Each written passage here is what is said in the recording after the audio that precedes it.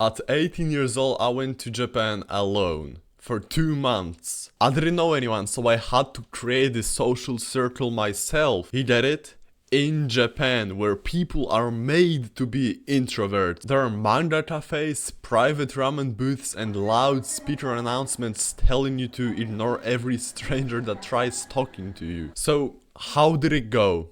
Stellar. I became a social beast. So today I want to teach you how you can make friends, meet girls in Japan, even if you start alone. First, let me break some of the beliefs about Japan that you might have that are completely not true. Because if it is your first time coming to Japan, even if you've watched all the videos about Japanese culture, dating in Japan, all the street interviews, you're still clueless. And I know this is true because I know I was completely clueless when I first came to Japan. I watched all of those videos just how you did. I've even studied Japanese for 3 years before coming to Japan. I've been watching, getting myself knowledgeable about all those different topics for years, and I was still flabbergasted. So many things surprised me. I realized that the stuff that I assumed was obviously true was just a complete myth and didn't apply to me at all. So first of all, you're not actually rude if you try talking to Japanese people. I don't know where this idea came from. It's just completely stupid and setting you up for failure. This advice will ruin your fucking life if you actually believe it. Because yeah, of course, people are telling you, oh yeah, Japanese people don't want to be bothered, nobody wants to be bothered, don't invade anybody's personal space. But people are saying this to the actual problems of the society, the people that actually ruin everybody's life. They're just obnoxious. If you're a foreigner that studies the language, that loves Japan, loves Japanese culture, wants to connect with people, wants to make friends, which is like a basic human need, you're not rude at all if you try speaking to Japanese people, if you just try approaching a random person, even if they seem busy. You're not a bad person for talking to them. You just do what you want and you're not hurting anybody. You have the right to be social, to try and make friends with people you don't know yet. But I believe that talking to random people is rude, it would ruin my mood completely, because that was what I subconsciously wanted to do. That's how I wanted to express myself. And somebody just telling me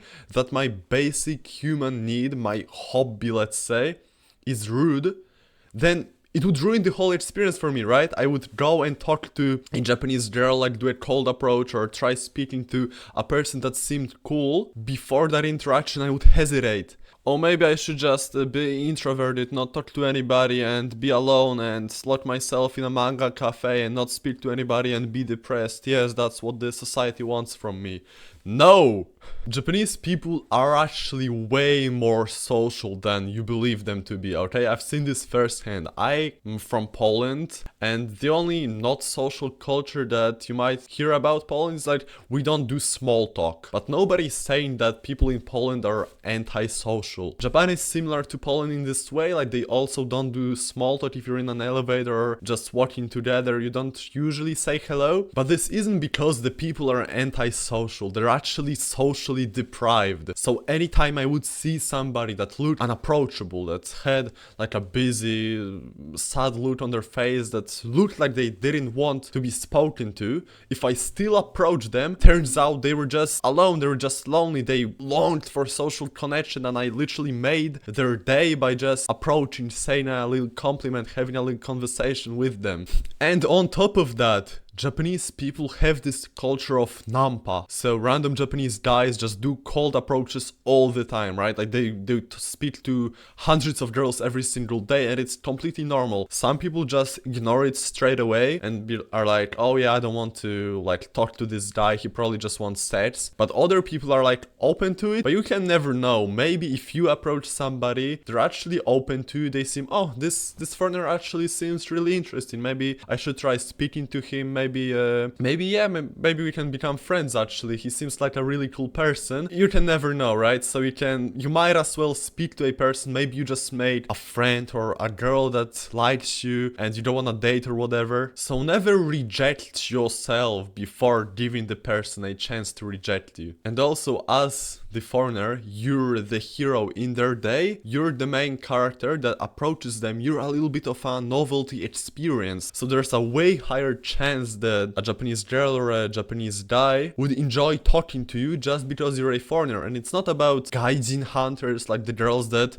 just only want to date foreigners because they're like curious. This is simply a little bit of dopamine, right? Something new, which doesn't have to be a bad thing. So for example, if you live in a country where there is not too many foreigners and you're not racist, you're not like xenophobic, if somebody like a Japanese girl speaks to you, you'd like welcome it, right? You'd be like, oh yeah, interesting, maybe she's lost, she wants some directions, let me try helping her out. Oh, it's actually very interesting that she spoke to me, it's something new, it made my day, right? If you're not like an obnoxious gooner, if you actually have good intentions, there's a very, very high chance that Japanese people that you approach will actually want to speak to you. And do not believe street interviews, right? This is so funny because it's everywhere on the internet. On Instagram, on TikTok, you see it, even on YouTube, like long videos asking Japanese girls questions about cheating, about dating foreign guys. First of all, girls don't know what they want. They say one thing and then they date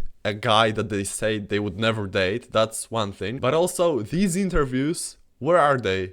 Where do they take place? In fucking Shibuya, right? So the interviewer picks like the party girls of society, the people that drink and abuse drugs every single day, and take it as the example of the whole society. Bro, if you go to a place where people only go to drink and hook up, of course the people will cheat a lot more. On average, I'm not saying everyone, but you have a way higher chance of meeting somebody sketchy or somebody who has bad intentions. So I mentioned Shibuya being like, okay, this party district, you still might want to go there to party and have a good time, but I think you should day game max. So don't go to all those party places where people are social in general. Try being social in places where people usually don't expect you to be. Like just random day outside, everybody's like walking their dogs or whatever, or like a random cafe. Try talking to a person there. There's a way higher chance that you'll break the pattern, that a person in that scenario will be way more open to a conversation, because you don't seem that sketchy. If you approach somebody in like the clubbing area or where there's a lot of bars, people are going to assume your intentions. So anytime I would approach somebody in the daytime, it was a way higher chance that I would actually hang out with them, maybe go grab some food or go do shopping, do like a mini spontaneous date, or if it's a guy, just become friends and maybe hang out later. The friends you meet during the daytime are way more likely to be actually wholesome, authentic, actually want to connect with you, compared to the nighttime environment where people are just indulging or just being degenerates. You don't meet these people again. The people you meet clubbing, they usually don't become very good friends of yours. They're just here for the night. Before you go to Japan, you should learn social Japanese. So before I came to Japan for the first time, I already had my Japanese on a conversational level. I could speak to people, approach people and be social, but I actually had the experience of kind of being in Japan without knowing the language. So I went to Korea for a week and I don't speak any Korean. I could just say 안녕하세요, 감사합니다, or 사랑해 and shibal, and that's about it. So even though the country was very similar to Japan, Korea, Japan, the parties, the clubbing area, people outside shopping looked very similar, the atmosphere was very similar, but I barely spoke to anybody. I didn't know the language, so my experience was just way worse compared to Japan, where I could actually talk to these people. Everybody was approachable for me because I knew the language. And I can't believe how many guys still like Japan so much, want to travel to Japan so much, but don't take the step of learning Japanese language. And even the guys who do learn Japanese, they're not social using it. Like, I spoke to this guy a couple days ago who is going to Japan. The second time he's going to Japan, he knows Japanese. He said he was studying Japanese at school, but he doesn't have the confidence to speak. He learned in a way that he just consumed Japanese. He just studied with a textbook, didn't have too much opportunity to output, and this made him unconfident in his own ability. He learned Japanese, he did the hard thing, he is going to Japan, planned the trip, everything, spend the money on the trip, but he's scared to speak. He feels blocked. So that's why I don't like the general advice of just learn Japanese, it will do wonders in Japan. No, you actually need to learn social Japanese and practice speaking. Not from the day one, but before going to Japan, like a month before, go heavy on output, right? Speak for an hour a day with people online, on Omegle, whatever. It can be really enjoyable. Of course, learning the language, an Asian language, which is so different to your native language, is very difficult. But if you actually care about Japan, just learn the fucking language. Sacrifice some time right now to have amazing returns in the future. Like, I don't regret a single minute I spent studying Japanese, and I only wish I spent more time learning all the kanji, speaking to Japanese people, watching Japanese content, watching natural Japanese conversations, comprehensible input. I don't regret that time because I still have that ability. It's going up and up and up. Every hour I spend learning Japanese improves my experience in Japan so much. So watch comprehensible input videos in Japanese, just listen to natural Japanese conversations, dating videos, like the type of content where natural speech is used. Learn the most frequent vocabulary. They like a spaced repetition app like Anki or JPDB, and practice speaking after that. And if you want to get my help to study Japanese, because I'm not going to explain everything in this video, I have other videos about learning Japanese, but I also have a paid educational program, like a little community where I teach you the methods that I use to learn Japanese, but also the social tactics, all the things that I've learned being social in Japan using my Japanese. So it's the first link in the description. Go and give it a look. So now let me give you some technical advice before your trip to Japan. First of all, stay at a hostel. A social hostel, if you actually find one, is just amazing. You're like suddenly 200% more social than if you'd stay at a hotel. And you save money on top of that. So the best hostel that I've been to in Japan, in Tokyo, is called the Akasaka Guest House Hive. I think it's actually like a chain, like the Hive hostels. There's also one in Osaka, in Fukuoka. Wherever you go, you can probably find a chain of these hostels in like those major cities in Japan, and they're so cool. Like, I met the best, the coolest people ever in those hostels, and you would hang out every single day. Everybody just meets in the lobby. Maybe you even meet somebody who studies the language, and you just go out, experience Japan, travel together. If you start alone, this is the best thing that you can do to suddenly just improve your social life without doing too much work and while saving money at the same time. But even outside, when you go out, when you're in Shibuya or Akihabara, random places in Japan, in Tokyo, speak to foreigners, other foreigners that you see. If they seem cool, if they seem like your age, right, similar style, they seem like they could be your friend, they could be your classmate or whatever, go approach them, especially if they're alone. There's a high chance that they also want to be more social in Japan. Even if they don't have the conscious belief, they would love to hang out with you, especially if you know Japanese. It might also happen that they know Japanese also, and suddenly it's like, wow, now my experience has just improved so much. The best example that I have of this happening was when I met a guy named Logan. I was in Shinjuku, which is one of those party areas, and there was this guy just standing here. He had like this scary style, right? A lot of piercings, bleach hair, and like this kind of Y2K grunge look to him. And I didn't know he was looking a bit scary, right? I was looking at him a little bit, noticing his style, but then he went up and spoke to me. And we got along, and it turns out he also knows Japanese. He's studying the language at the language school, and we would just hang out for like 5 hours a day, 3 days in a row, just being social, talking to everybody, making friends together. And that was like one of the coolest experiences that I had in Japan. But in order for these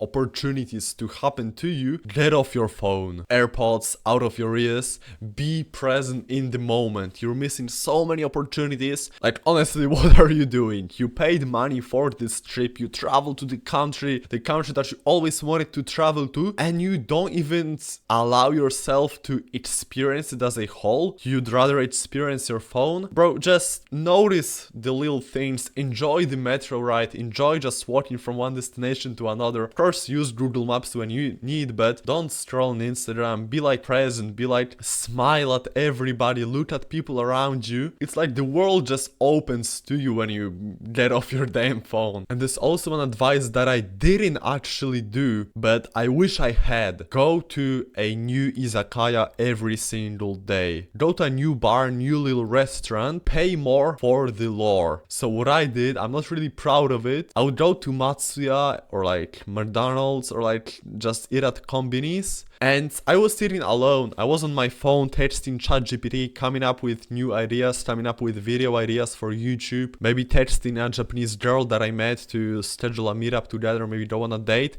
But I was on my phone, right? I was eating alone, and sometimes I would go to like an izakaya or a new restaurant or like a bar and speak to the bartender, speak to like a foreigner sitting beside me, and it's just way more opportunities, right? Any chance you get to be social, you should take it, because you can never know what opportunities you're missing if you don't engage in those social scenarios. If you like the advice in this video but you still feel like doing all of this alone would be rough, I feel you. I still get it, right? Because I wish I had a friend by my side doing all of this with me. But that's exactly why I decided to start meeting guys in Japan and do this together with them. So if you message me on Instagram, I'll meet you in Japan and walk you through everything. Approaching, socializing, integrating with the Japanese people, just like I did for my client Paul. When I met him, he was a little bit shy, introverted, didn't really speak to anybody, but I hang out with him for a couple days, give him some advice,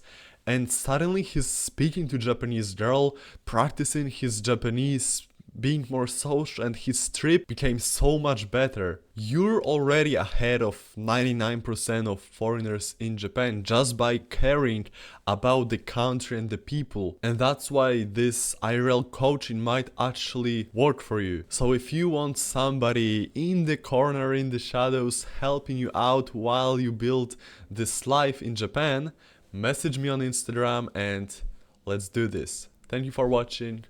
See ya.